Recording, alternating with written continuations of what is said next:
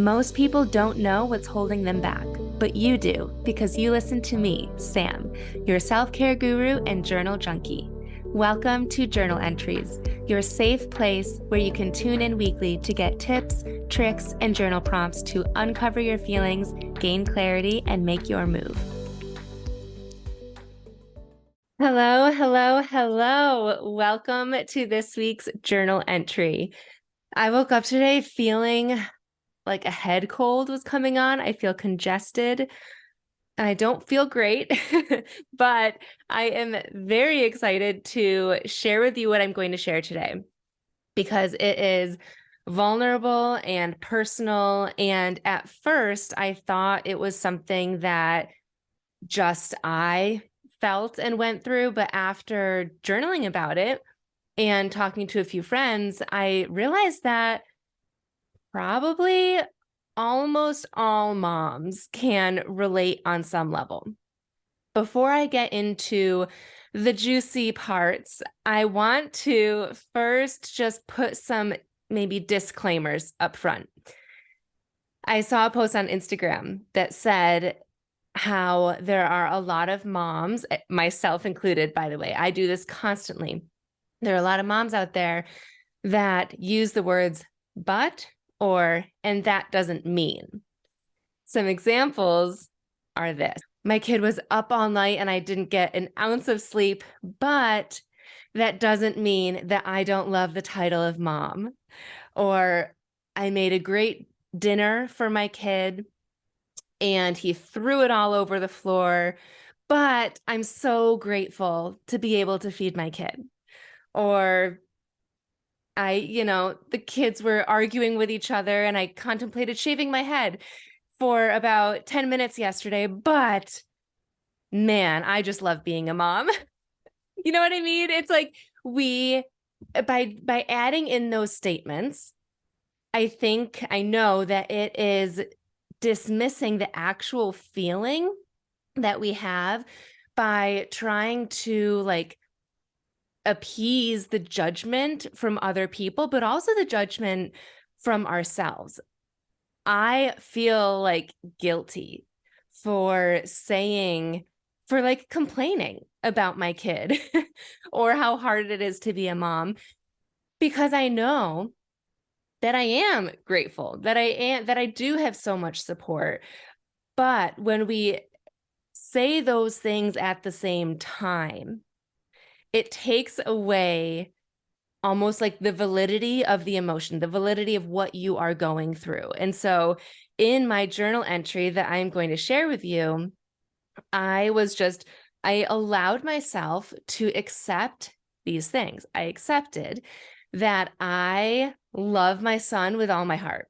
I am so, so, so grateful to have the support that I have.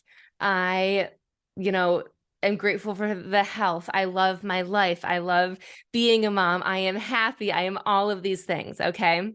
So I accepted that. And then I allowed myself to feel and to write things, some of which were just truly how I felt. And you'll see, I'm about to go into it. You'll see things that sound aggressive. Like at one point I say, it feels like my life ended. And that is an example of when I would have said, but I know it hasn't. My life is just a new life now as a mom. So I just wanted to kind of put that perspective at the beginning of this episode for you to realize that it's okay to feel the heaviness that motherhood is and to just be able to complain and vent without feeling like you need to be grateful at the same time, or because we know that you are. We know that there are so many nuances to motherhood. Okay, so let's dig into the journal entry without any qualifying statements of but or and that doesn't mean. So this journal entry, I almost said episode, this journal entry was triggered by something that happened just the other night where Griffin was getting ready to go to see his dad for a week. And when Griffin leaves, I make these cute charts that show him who he's going to be with each day. And since Griffin's situation is a little bit different, I put a picture of his dad on the days that he's going to be with his dad. And then on the last day, I put a picture of me so that he can like visually see. And hopefully his dad is supposed to like check off the days that have passed, but so that he can see how many days are left with until he sees me again. But he sees this picture of his dad and he gets so excited and is like, "Daddy, where's my daddy?" He's like really excited. And then he starts to say, "Call daddy." And so he wants to talk to his dad. And it's like 9 p.m. And I texted his dad and I said, "Hey, are you up? Griffin is really excited and wants to talk to you." So we call and he picks up and he is inside a bar with a bunch of friends.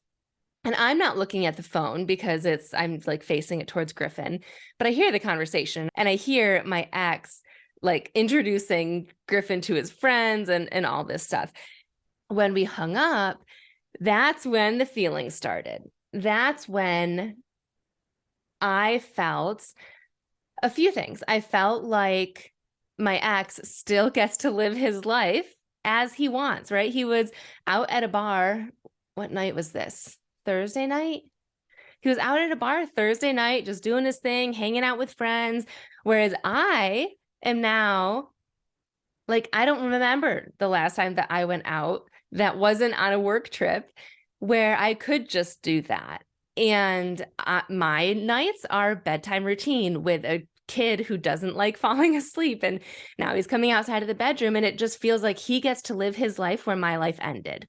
That's what I put in my journal entry. I have no time. And when I do have time, I have no energy to do anything. And so I just do nothing. And my life is Griffin. And it was just so obvious after that phone call. And then after that, I started to feel angry. I was mad that Griffin,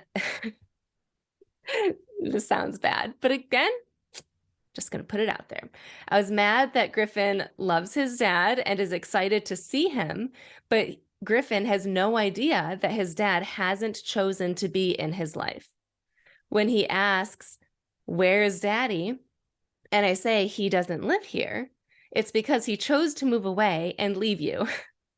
Obviously, I can't say that.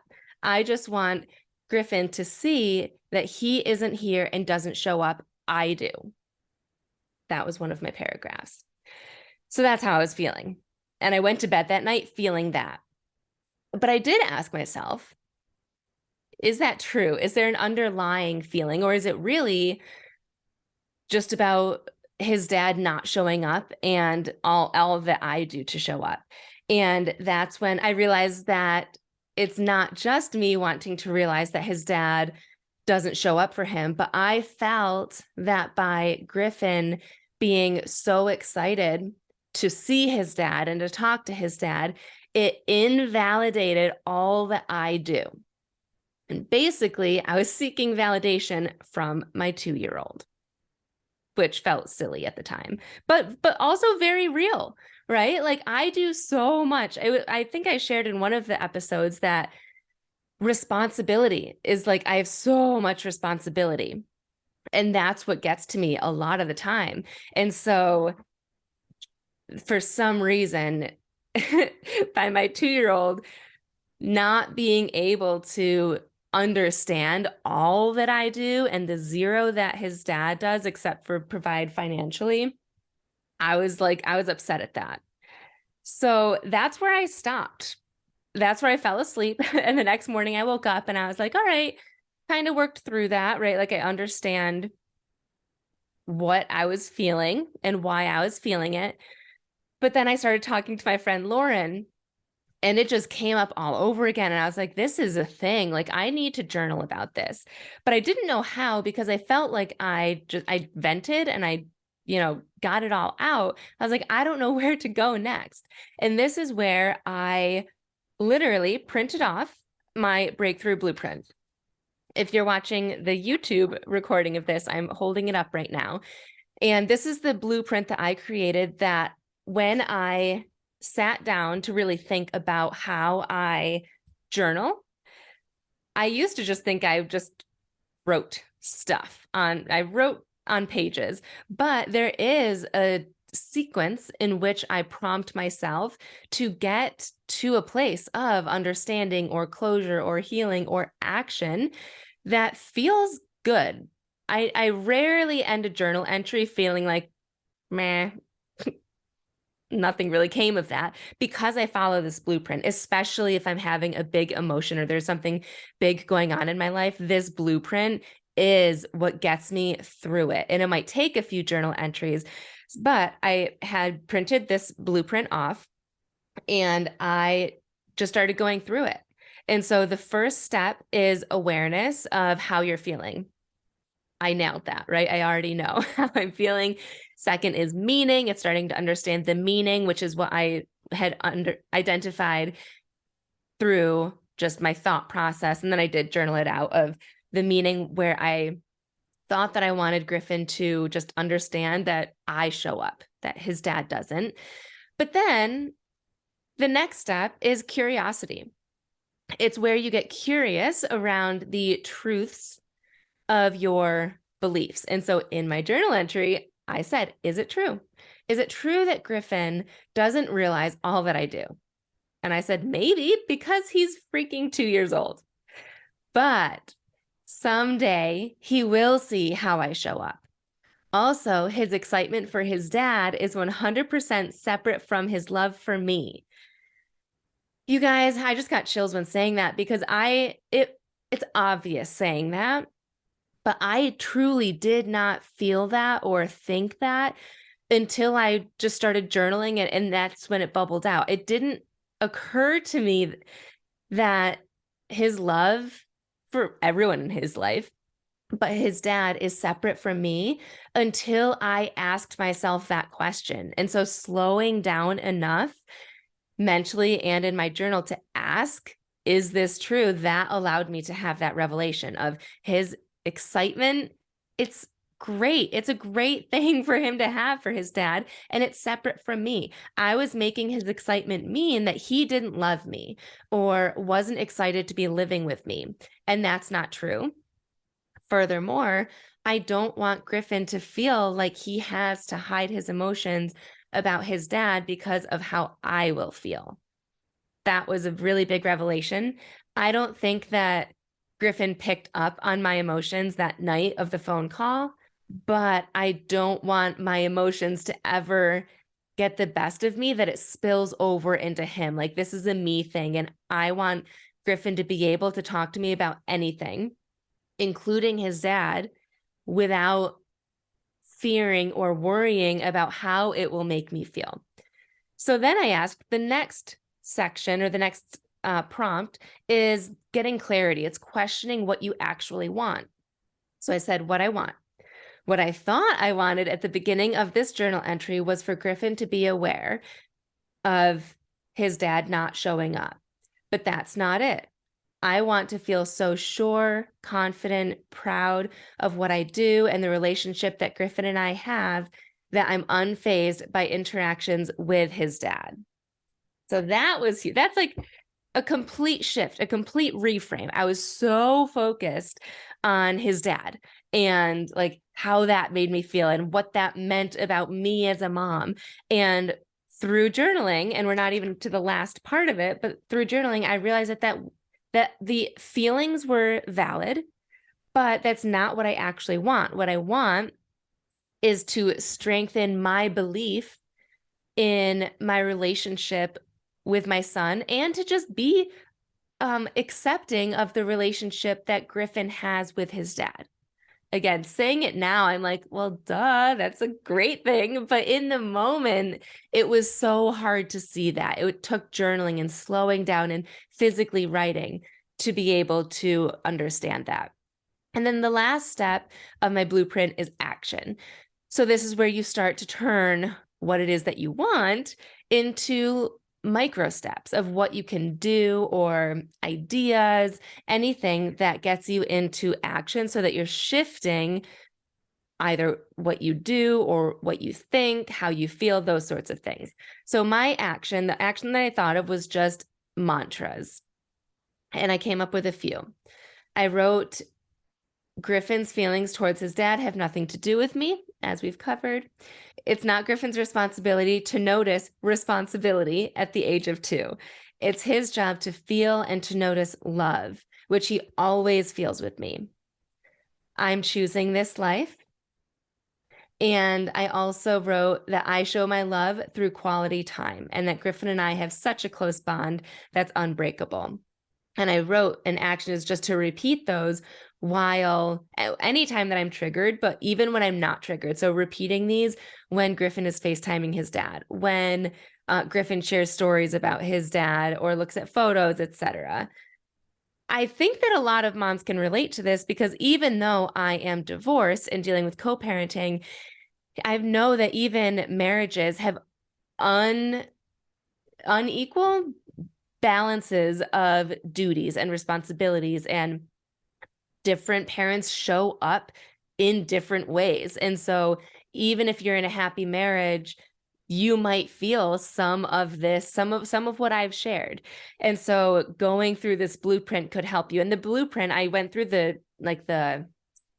top part of like explaining what it is, but then the actual blueprint, you can print it off and it gives you actual prompts of like what to write for that. And the blueprint is free, by the way, which you can get at the link in the show notes so that it's super easy. And then you can also get it at the link in my bio on Instagram. But this blueprint is the key to working through an emotion. If you feel like you get stuck in an emotion and stay there for longer than you want to, that's where journaling comes into play. That's where it's changed my life, in that it's helped me become aware of how I'm feeling, but not just that. It's helped me understand that feeling and then understand what I want truly and how to get it. My whole intention with sharing these deep journal entries with you is to help you feel like you're not alone, but also to help you work through your own feelings and emotions. And so that's why I created this blueprint, to help you get one step closer to just not picking up a pen and writing, but to doing it in a way that helps you feel better. So I hope that you use the blueprint as a resource for you. I have created it in a way where you can fold it up and it fits inside most journals so that you can pull it out when you're in the thick of it. And I also created a acronym for it. It's AMCCA, always make cotton candy again. It's so weird and like, that I remember it. So that's how I remember it. But again, you can get that link in my show notes. And if that's not enough for you, if you see that and you're like, but I need a little bit more guidance, there is something that I created called the Journal Prompt Archive that has the breakthrough blueprint. However, it has it with working through 3 different situations. One is overwhelm, communication, and self-sabotage. And it takes you through what a journal entry would look and sound like when working through that emotion with the blueprint. It's super helpful. It breaks it down with what to write underneath each one of those AMCCA. So that's really helpful. And then it also has 100 prompts split up by different categories. Like I said, for overwhelm, for communication, for self-sabotage, for stress, for inspiration, and even for when you're feeling good, for the good days, for when you just want to tap in and understand yourself, because we don't always have triggering events happening. Hopefully, we don't always have big emotions, but I still make it a habit to journal on those days. That way things don't pile up as frequently. I have less big reactions. I have fewer big reactions because I do journal on the good days, but it's harder to think of what to write on those days. So that's why I wrote prompts for the good days. And even when it's a good day, it might be like you want to tap into yourself. You want to learn a little bit more about why you do certain behaviors and actions and things like that. And so there are prompts for that too. So that pops up after you download the blueprint. If you want more information or direct links to any of those, feel free to just DM me. But I'm proud of myself. I just feel like that journal entry, I went from like going off the rails and not a good headspace to being in this headspace of pride and control, and like control of feeling my own emotions and not putting my emotions on somebody else, whether that be Griffin's dad or whether it be Griffin, which is like the worst. I would never want that. And I'm so glad that I was able to journal through that. And when I had that entry, I was like, I need to share it, even though it's super vulnerable, because I know that it can help somebody that's listening. I hope that you got some clarity and inspiration from me being super vulnerable with you and from this episode. And I know that you can have your own breakthroughs, especially if you're going through something challenging right now. You can have your breakthrough. It might take a few journal entries. In fact, it probably will, especially if you're new to journaling. I'm like shocked that I was able to have that breakthrough and feel so much better in one journal entry. Typically, something like that, a big emotion like that, would take me like a week of journaling to get to a point of feeling really good. So give yourself grace if you are newer to journaling and you do have a big emotion. Going through this blueprint multiple times over and over and over again, and you will feel the difference from that first entry to when you end up feeling like you are in a good place where you're feeling better. So I hope that you enjoyed this episode, and I will see you next week. Thanks so much for tuning in to this week's journal entry. I love connecting with my listeners, so make sure you screenshot this episode and tag me on Instagram at samantha.s.says so I know you're listening. And don't forget to grab your free training and journal prompts at www.samanthapenkoff.com/podcast.